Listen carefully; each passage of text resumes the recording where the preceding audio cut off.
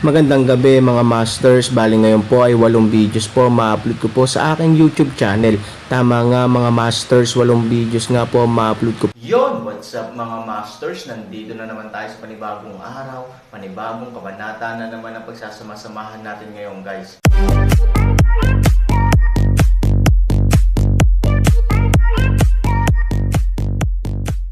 Bali mga masters, kung bago ka pa lang po sa aking YouTube channel, please click the subscribe button, lalong-lalo na po yung notification bell guys, para maging connected pa rin tayo sa isa't isa at maging updated kayo sa mga susunod ko pang video.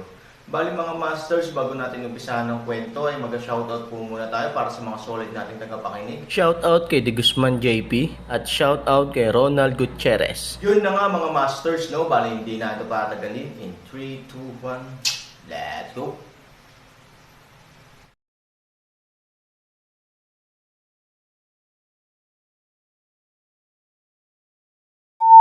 Nang makita ito ni Fu Tian, hindi niya maiwasang lalong maguluhan, ngunit kahit papaano, handa siyang lumipat. Ang layunin ng pag-aaral ay upang kontrolin ang espiritu ng isa, o upang sirain ang iba gamit ang mas malakas na espiritual na kapangyarihan ng isa. Sa makatuwid, ang paglilinang ng sektang ito ay iba sa maliit na isa. Sabi ni Ye Shijun, paano mag-distinguish? Kalsada ng Fu Changqi, hayaan silang mawalan ng pag-asa. Umiyak, lumuha, ngunit hindi nila mapigilan, iyon ang pinakamahusay na paraan upang hadlangan at pinuhin ang diwa ng walang limitasyong mahika, tulad ni Fu Mei. Sa isang madilim na ngiti, gumalaw si Ye Shijun. Sa sumunod na segundo, sumugod siya sa pinakamalayong hola. Mahigpit ngunit, saglit lang, naganap na ang babaeng may mapurol na mga mata, ay hindi na kailangan ng isang sandali upang ipadala ang labis na kahabag-habag na hiyaw. Ang puso ni Fu Tian ay masikip, ngunit sa sumunod na segundo, ang kanyang puso ay biglang gumalaw, dahil sa kabaliwan ng lakas at paglilinang, hayaan siyang sa wakas ay humakbang pasulong at sumalisa. Sa araw na iyon, kahit na walang maliwanag na buwan na nakabitin sa taas, mayroong maraming madilim na ulap. Walang nakakarinig sa madidilim na iyak na nagmumula sa ilalim ng lupa. Siguro, kung meron man, tuluyan na silang natakpan ng parehong maruruming gawa sa ibabaw ng bayan. Pagsikat ng madaling araw kinabukasan, lumabas sina Ye Shijun at Fu Tian mula sa underground wine pool at meat forest, at opisyal na nagbago ang mga araw ni Fu Ye at Fu Tian. Kahit na nailigtas si Fu Mei, ngunit isang malaking bahagi ng laceration at trauma ng kaluluwa, maaari lamang siyang manatili sa kanilang sariling silid, mahirap makita. Opisyal na inanunsyo ni Ye Shijun at Fu Tian na Ye Shijun ang kukuha sa 2 pamilya at mamumuno sa 4 na lungsod at sa orihinal na 6 na lungsod ng Chanho at Tianlan. Si Fu Tian ay ang general ng Shuantian, na dinagdagan ni Ye Shijun. Tuwang-tuwa ang pamilya ni Ye sa biglaang kapangyarihan ni Ye Shijun, ngunit ang pamilya ni Fu ay naguguluhan sa biglaang pagkawala ni Fu Mei. Kung tutuusin, sa kanilang mga mata, si Fu Mei ay matagal nang nasa poder tulad ng Empress Dowager, ngunit ngayon ay bigla na lang siyang bumagsak. Paanong hindi natin siya masisisi? Gayunpaman, pumayag si Fu Tian, at natural na wala silang masabi. Kapag may nagsabi kay Fu Mei ng balita, palagi siyang mayabang, ngunit wala siyang anumang emosyonal na alon. Sa katunayan, ito ay nasa kanyang inaasahan. Ngunit ang hindi niya naisip ay, bilang karagdagan sa mga pagbabagong ito sa mga karapatang ito, hindi binanggit ni Shijun at Fu Tian ang anumang bagay, kabilang ang kanilang sariling pagtrato. Normal lang na hindi ito binabanggit ni Fu Tian, ngunit parang kakaiba na hindi ito binanggit ni Ye Shijun. Nang natarante si Fu Mei, sa oras na ito, bahagyang lumakas ang pinto, at dahan-daang pumasok si Shijun.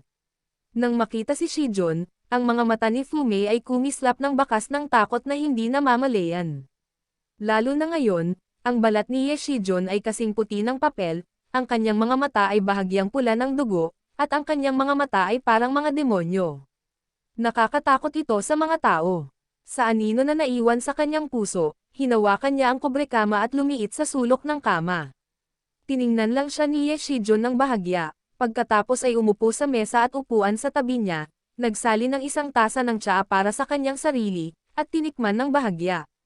Nang makitang walang tendensyang abusuhin ni Ye Shijun ang kanyang sarili, huminga ng mahabang hininga si Fu Mei at umupo. Mabilis na lumingon ang kanyang utak, pagkatapos na hindi alam kung gaano katagal, siya ay nagngangalit ng kanyang mga ngipin, Ulong, I'm sorry. Napahinto lang si Ye Shijun at hindi sumagot. In the future, I'll be your wife and you'll be my husband. You can do whatever you want, okay?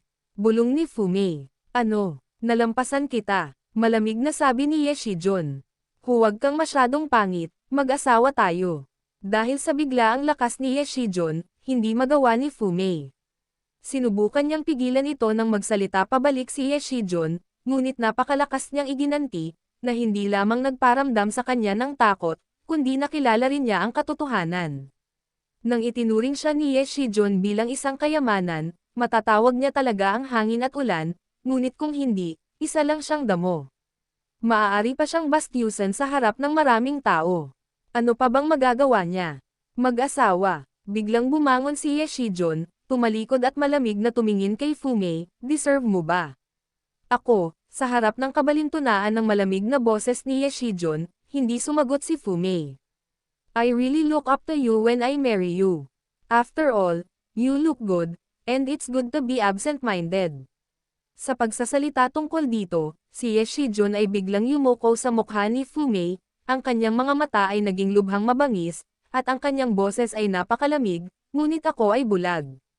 Ano ka na ngayon? Kaya't ikaw ay isang asong babae, sabihin sa akin ang tungkol sa mag-asawa.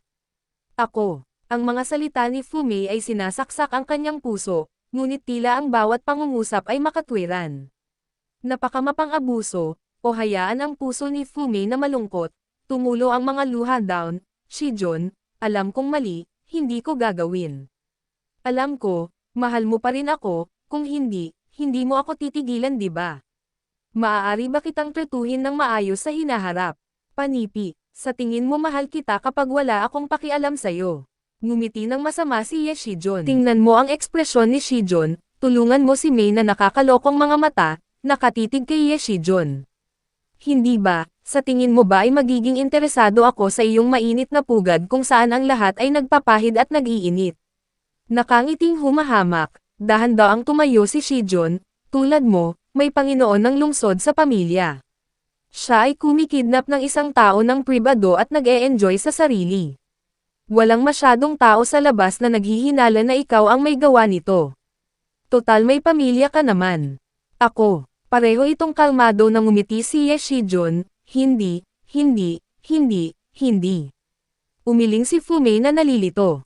Alam na alam niya kung ano ang ibig sabihin nito.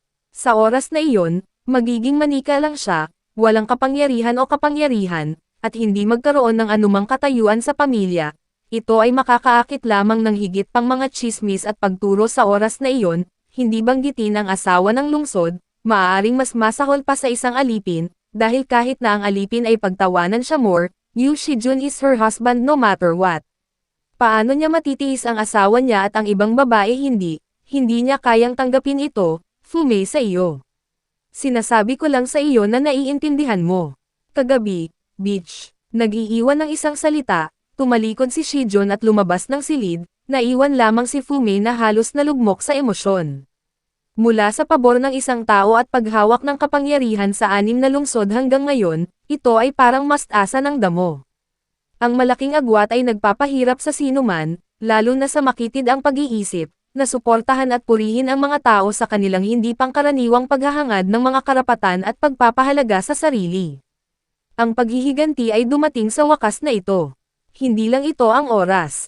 Kaya niya, bakit hindi pwede Ye Shijun? Kung hindi nakita ni Ye Shijun ang kanyang pagiging mayabang at nanloloko sa kanyang likod, maaabot ng kanyang puso ang pinakamataas na antas.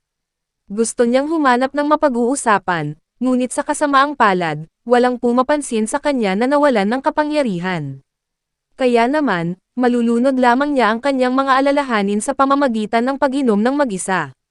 Gusto niyang maiwan ng asawa, ngunit palihim na nakikipagtalik sa iba, at ang karapatan ng buhay pampamilya ay naiwan din sa kamay ng iba. Si Ye Shijun ay nahihiya na harapin ang kanyang mga ninuno. Sa ilalim ng impluwensya ng alak, pinili niyang tumalon sa ilog at magpakamatay. Ngunit ang pagpapatiwakal na ito ang umakit sa isang taong hinding-hindi niya maiisip. Ye Wawan. Yung matagal ng patay na ama, o sa madaling salita, baby pa siya noon. Matagal na nagtiis si Yewawan, ngunit kahit na muli niyang itago ang kanyang sarili, paano siya tatayo sa harap ng buhay at kamatayan ng kanyang anak? Kaya naman, pinili niyang magpakita. Ito ay dahil din sa paglitaw ni Yewawan, ang usapan ng mag-ama, na ngayon ay iba na si Yeshijon, ay mayroon din ngayong karanasan ni Fumei. Ang lahat ay bunga ng kanilang sariling pagtatanim, natural din makuha ang prutas. Gayunpaman, kumpara kay Fumei, ang mga tao sa 6 na lungsod ay mas miserable, matapos mapalitan ni Yeshijon ang posisyon ng pinuno ng lungsod, sa ibabaw, ang kaguluhan sa lungsod ay tila nagsimulang bumuti, ngunit sa katunayan, sa sandaling dumating ang gabi, ang pagkawala ng mga batang babae ay lilito ng sunod-sunod. Kahit sa loob ng 100 li radius ng 6 na lungsod, ito ay parang impyerno sa gabi. Nakasara ang bawat bahay at nakapatay ang mga ilaw. Ang kapaligiran ay hindi natatakot na huminga.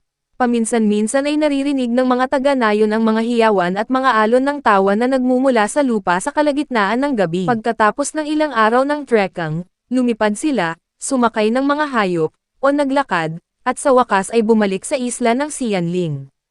Sa daan, pinag-isipan ito ni Aaron ng mahabang panahon, ngunit sa wakas ay tinanggihan niya ang panukala ni Bai Xiaosheng at iba pa, at dinala ang lahat sa isla. Lahat ay pagod at pagod. Kailangan nila ng maikling panahon ng paglilinang. Ang Xianling Island ay maaaring magbigay ng paggamot at paglilinang para sa lahat pansamantala. Bukod dito, ang Aaron ay may sariling mahahalagang gawain na dapat gawin. Bagamat maaaring ipaalam nito kay Luo Yuan at sa iba pa ang pangkalahatang ruta ng Xianling Island, hindi masyadong nababalisa ang Aaron. Dahil si Menggayo ay dating tao na dumaan sa Luroxen, hindi maaaring hindi alam ni Luroxen ang kapaligiran sa paligid ng dagat. Sa makatuwid, kung alam ni Luo Yuan o hindi ay hindi mahalaga sa Aaron. Kapag ang isang grupo ng mga tao ay pagod na bumalik sa isla, karamihan sa mga tao ay hindi pa nakakita ng ganoon kagandang isla, mayroon silang medyo Diyos na kulay. Karamihan sa mga alagad ng palasyo ng Baguio na nanatili sa isla ay pinalamutian ang buong isla araw-araw maliban sa pangunahing paglilinang pagkatapos ng Aaron at iba pa ay umalis. Palaging matalino ang mga batang babae, ang magandang isla sa kanilang detalyadong dekorasyon ay nagiging mas maganda. Ang paggaling sa naturang isla ay kalahati ng resulta na may dobleng pagsisikap para sa sinuman. Sa tulong ng mga tao mula sa palasyo ng Baguio upang alagaan ang mga nasugatan, sa wakas ay magagawa na ni Aaron ang kanyang sariling mga bagay sa kagaanan. Sa pavilion sa likod bahay, hawak ni Han Sanchen si Han Nayan at maingat na tinitingnan ang lahat ng uri ng mga medikal na libro na iniwan ng matandang master sa kuweba, hindi lamang para sa pag-aaral, kundi para din sa pag-unawa sa nangyari kay Qin Shuang. Sa likod ng double tripod, ay bahagyang pinipino ang tableta. Ang lungsod na nasusunog ng buto ay dapat na lubhang mapanganib. Kahit na malapit na ang usapin, alam ni Aaron na kung mas nababalisa siya, mas matatag siyang dapat lumaban, dahil kapag nabigo siya, wala nang pangalawang buhay. Sa kubo sa likod ng double tripod, nakaupo sina Mo Yang, Dao 12, Liu Fang at Bai Xiaosheng na naka-cross-legged at pumapasok sa malalim na paglilinang.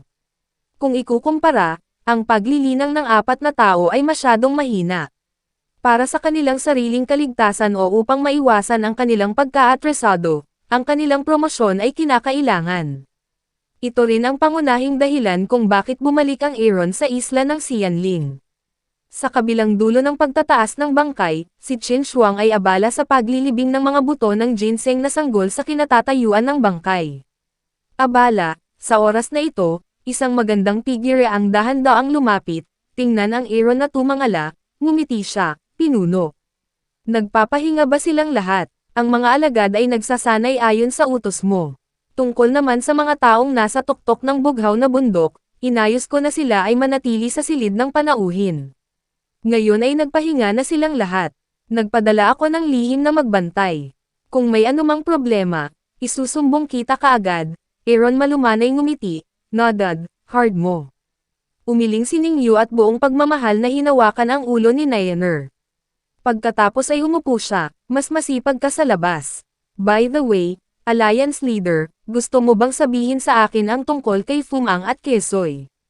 Sinabi na sa akin ng mga disipulo na hindi mo kailangang mag-alala masyado, ngunit ang asawa ng pinuno ng alyansa. Hindi kita tinawagan para dyan. Mapait na umiling si Aaron at pinutol ang mga salita nito. Ayaw niyang banggitin ang masakit na nakaraan at sinabing, may kailangan akong ipaliwanag sa ikaw. Yun na nga mga masters, no? Bali panibagong kabanata na naman yung natapos natin ngayong gabi. Muli, maraming salamat po.